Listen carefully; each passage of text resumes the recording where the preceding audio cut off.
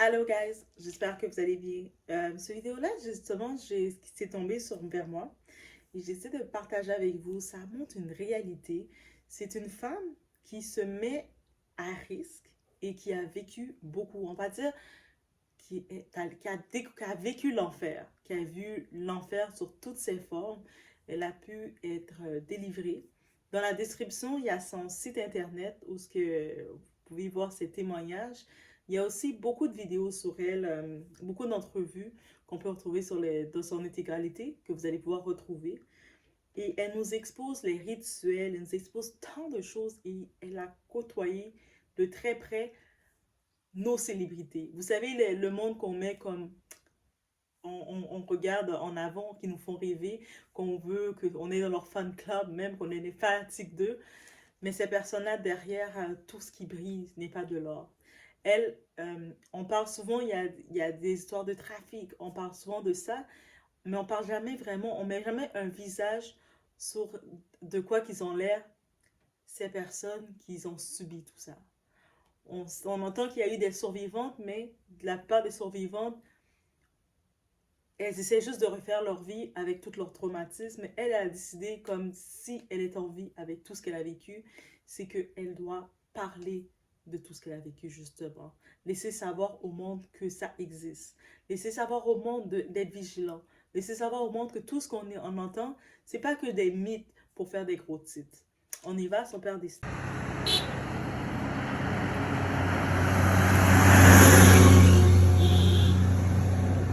Ok, c'est bon, allez. Donc, son nom, c'est Allison Leilani Carter. OK? Donc, Ali Carter. Et elle, justement, qu'est-ce qu'on a pu regarder à l'âge de 4 ans? Donc, quand elle avait 4 ans, il y a eu une transaction qui s'est faite avec elle, donc en échange d'argent. Donc, imaginez une petite fille de 4 ans. Donc, elle voit qu'elle quitte les lieux qui étaient pour elle ces lieux pour se retrouver dans qu'est-ce qu'on appelle qui est un réseau. Elle est née en février 1994, donc là, techniquement, elle approche de la trentaine. Et elle nous a vraiment, dans ses entrevues, ces liens qu'on peut toutes retrouver. Je vous conseille d'aller le voir. Dans cette vidéo, c'est aussi à titre, je vous envoie l'information. Donc, elle expose MK Ultra. MK Ultra, c'est un groupe des élites. Dans ce groupe des élites, il y a beaucoup de choses théories qui ont été sorties. Je sais, certaines personnes vont dire, c'est juste des théories du complot, ça n'existe pas. Mais à quel point qu'on peut fermer nos yeux sur ce qu'on voit qui est exposé continuellement devant nous. Donc justement, elle parle concernant des célébrités qu'on peut voir, qu'on peut être en admiration, on peut même rêver de leur vie parfaite, qu'elle a côtoyé sur d'autres angles. Elle parle des personnes de la famille royale, des royautés aussi. On sait par exemple le prince Édouard qui était associé qui était très proche, qui faisait dans la liste de Jeffrey Epstein.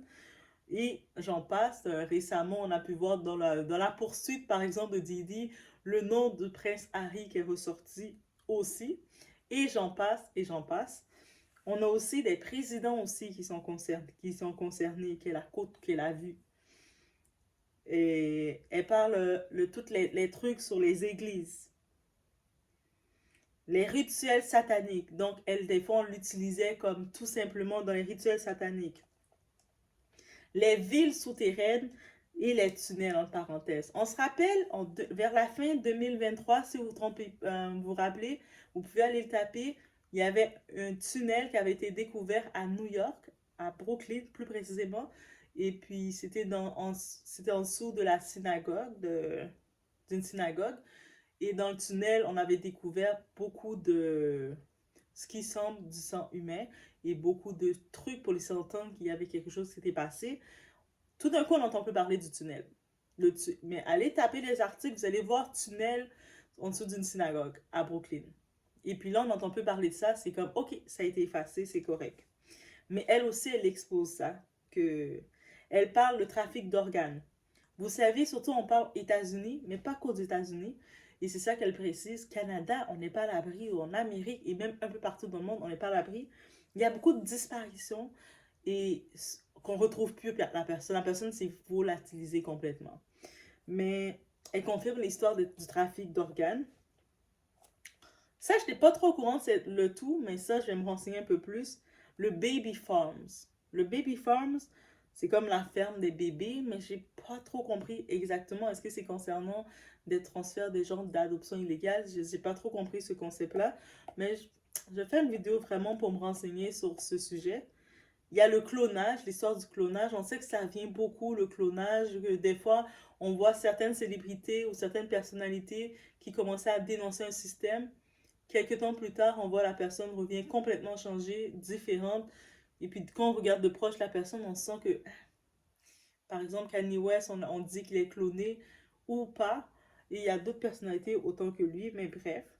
On a aussi la théorie du reptilien qui est sortie. Il y a un autre fait qu'elle parle aussi de la viande humaine dans nos aliments, guys. Vous imaginez, vous achetez une viande à l'épicerie ou quoi que ce soit, et puis il y a de la viande humaine de la viande humaine qui a été mélangée dedans. En tant que tel, faites attention, sans devenir fou non plus, parce que on peut plus faire confiance à rien rendu là, mais faites attention à ce que vous mangez ou ce que vous pensez commander. En tant que tel, ça serait ses mises en garde. Donc, elle est vraiment très explicite dans toutes les mises en garde. Donc, il y a les vidéos, vous allez pouvoir les voir aussi. Je vais mettre des petits bouts que vous allez pouvoir voir aussi. Et il y a un autre petit truc sur elle qui sort beaucoup. Parce qu'on voit, quand on la regarde, cette femme-là, elle a des petits airs physiques avec une personne. Cette personne-là, c'est Tupac. OK? Donc, il y a beaucoup de théories qui disent que, en tant que telle, c'est elle la fille secrète du rappeur. À quel point qu'on peut savoir si c'est vrai ou pas, I don't know. Mais ça sort beaucoup que dans le monde, il sort beaucoup son nom comme étant, il l'associe étant la fille de Tupac. Et on dit qu'à l'âge de 2 ans, c'est la dernière fois qu'elle avait vu, elle l'a vu. Et qu'il y a beaucoup de théories qui viennent. Et est-ce que c'était pour elle, avec tout ce qu'elle a vécu, parce qu'elle a réellement vécu des choses, est-ce qu'il y a aussi de se réconforter en disant que Tupac, c'est son père, c'est peut-être sa force, son espoir pour s'en sortir. On ne sait pas à quel point que c'est, mais quand on regarde tout ce qui arrive dans le monde, est-ce qu'on serait choqué? Ça serait le cas? Non, on ne serait pas choqué. Mais j'ai cherché plus d'informations sur elle pour essayer de vraiment décortiquer, mais c'est compliqué de trouver des informations sur elle. Donc, les quelques informations que j'ai trouvées, c'est des bouts de ses entrevues et son site internet. Donc, je vous invite à aller le voir où, on peut voir qu'est-ce qu'elle fait, c'est de quoi qu'elle milite et que ce qu'elle a vécu, elle a réellement vécu. Elle s'est vraiment retrouvée là. Par exemple, il y a un moment dans une de ses vidéos qu'elle parlait d'un rituel qu'on avait utilisé dans un rituel. Elle avait été obligée de faire un truc à un certain président actuel. Donc, parce qu'on avait imposé de le faire. Et dans cette même cérémonie, elle avait vu des gens, elle avait reconnu ces personnalités-là. Et dans ces personnalités, il y avait par exemple Jay-Z et Beyoncé, pour nommer que. Mais il n'y avait pas que qui étaient là, il y avait beaucoup d'autres personnes autour. Mais Jay-Z, Beyoncé, c'est des personnalités qu'on connaît. Puis il y avait beaucoup d'autres. Donc, l'histoire de sacrifice, des rituels, elle a dit que c'est réel. Et donc, suite à ça, c'est là qu'elle a vraiment exposé le MK Ultra.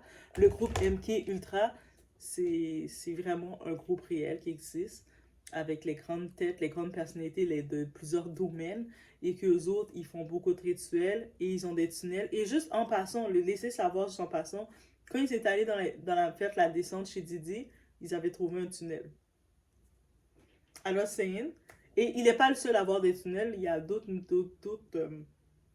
dans ces grosses maisons-là. Je pense que c'est tendance d'avoir une tunnel. C'est comme une vie en souterraine. Mais on se rappelle la théorie, à un moment, il y a beaucoup de personnes aux États-Unis qui ont fait des maisons pour se préparer pour la fin du monde.